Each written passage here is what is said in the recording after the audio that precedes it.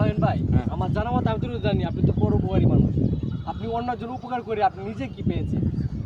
আসলে সত্যি বলতে আমি অন্যের উপকার কতটুকু করতে পারছি জানি না, তবে চেষ্টা করি সবসময় আমার দ্বারা অন্যের উপকার হোক। তবে কিছু জিনিস আমার মনে আছে এখনও, তা হচ্ছে হইলো তোমার এই আমি যখন এসএসসি পরীক্ষা দিই তখন তোমার এক আপু আমার পিছনে সিট করছে, তার 3বার পরীক্ষা দিছে, 4বারের সময় তার রেজিস্ট্রেশন বাদ হয়ে যাবে। তখন আমি নিজে উজু থেকে বললাম যে আপু আমার 10 নম্বর কমন পড়ছে, আপনি লেখেন।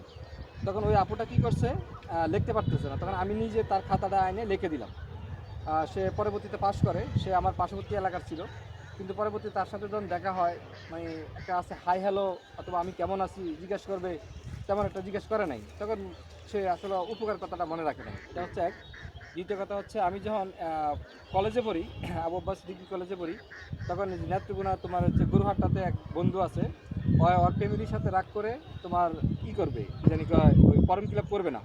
তখন তার আম্মু কলেজে গিয়ে ঘুরতেছে কাগজপত্র নিয়ে। আমি জিজ্ঞেস করলাম আন্টি আপনি কেন আসছেন?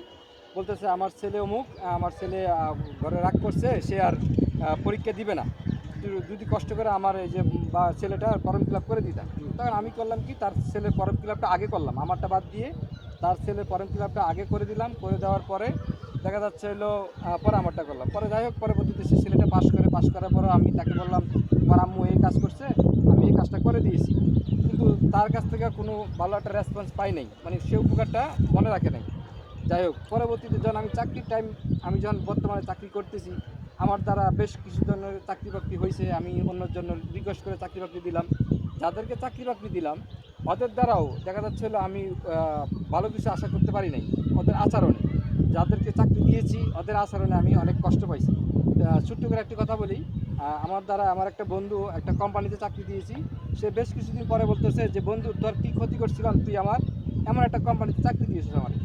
তখন বিষয়টা আমার অনেক কষ্ট লাগলো।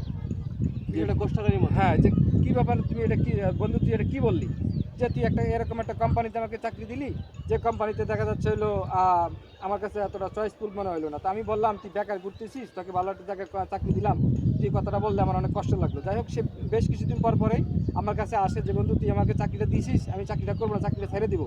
তখন আমি তাকে আসলে যতটুকু পারি মোটিভেশন দিয়ে বুঝে রাখতে রাখতে রাখি যে বন্ধু তুই চাকরিটা করতে থাক, একসময় দেখবি তোর সফলতা আসবে। যাই হোক পরবর্তীতে সে বেশ কিছুদিন হলো সে ওই কোম্পানিতে সে প্রমোশন হলো, সে ম্যানেজার হলো। সে বর্তমানে সে মোটামুটি কোম্পানির ম্যানেজার, একটা কোম্পানির ম্যানেজার। এ হচ্ছে আমার অবস্থা আর কি, যে আমি চেষ্টা করি মানুষের উপকার করার জন্য, কিন্তু পরবর্তীতে মানুষ আসলে আমার উপকার কথাটা মনে রাখে না।